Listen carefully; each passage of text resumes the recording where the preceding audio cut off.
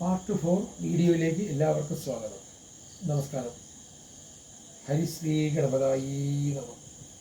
ഓം സരസ്വതീ നമ. ഓം അന്നപൂർണേശ്വരീ നമ. ഹൂഹു എന്ന ഗന്ധർവന്റെ മനുഷ്യജന്മമാണ് സിദ്ധപുരുഷനായ തുഞ്ചത്ത് രാമാനുജൻ എഴുത്തച്ഛൻ ആചാര്യൻ. മനുഷ്യനന്മയ്ക്കും അവൻ്റെ ആത്മസാക്ഷാത്കാരത്തിനും ഉതകുന്ന രാമായണം സരസമധുരമായി പറയുന്നതോ ഒരു പൈങ്കിളിപ്പെണ്ണ് തത്ത.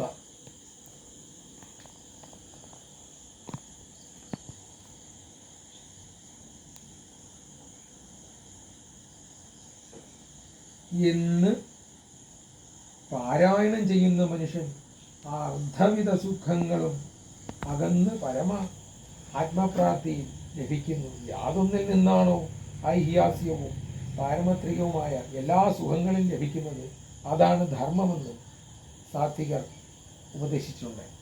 രാമായണ പാരായണം കൊണ്ട് ലഭിക്കുന്നതും അത് തന്നെയാണ്.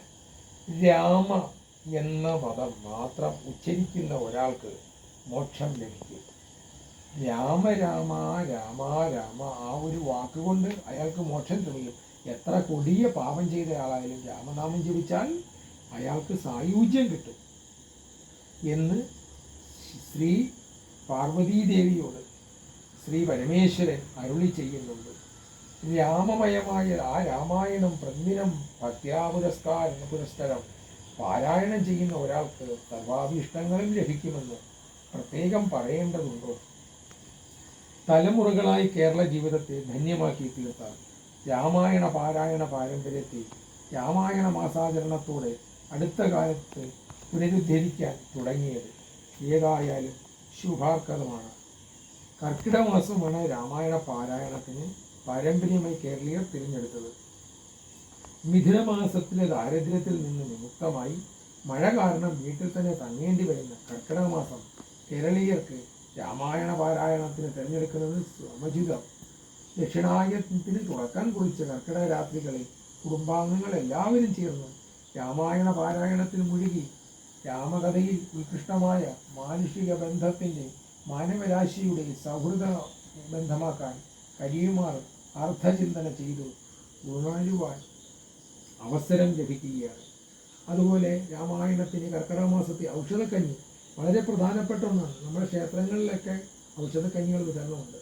പിന്നെ അത് പുറത്ത് നമുക്ക് വിലയ്ക്ക് മേടിക്കാനും കിട്ടും. അത് കഞ്ഞി ഉണ്ടാക്കുന്ന രീതികളെല്ലാം ഇപ്പം മരുന്ന് കമ്പനികൾ കാശിന് വേണ്ടി അത് മാർക്കറ്റിൽ ഒരുപാട് പബ്ലിസിറ്റിയും കൊടുക്കുന്നുണ്ട്. പക്ഷേ ഈ ഔഷധക്കഞ്ഞി കഴിക്കുമ്പോൾ ഒരു പ്രത്യേക വിധിപ്രകാരം വേണം കഴിക്കാൻ. ആ ഔഷധക്കഞ്ഞി സേവിക്കുമ്പോൾ പഥ്യത്തോടു കൂടി സേവിക്കണം. അല്ലാതെ ചായ കുടിക്കുന്ന പോലെ നാരങ്ങ വെള്ളം കുടിക്കുന്ന പോലെ ഔഷധം സേവിക്കരുത്. ഔഷധം മരുന്നാണ്. ഇത് കുറച്ച് മാത്രമായി നമ്മൾ സേവിക്കുക. ആഹാരവും ഔഷധം പോലെ കഴിച്ചാൽ രോഗങ്ങളിൽ നിന്നെല്ലാം നമുക്ക് മുക്തമാകാം. നന്ദി, നമസ്കാരം.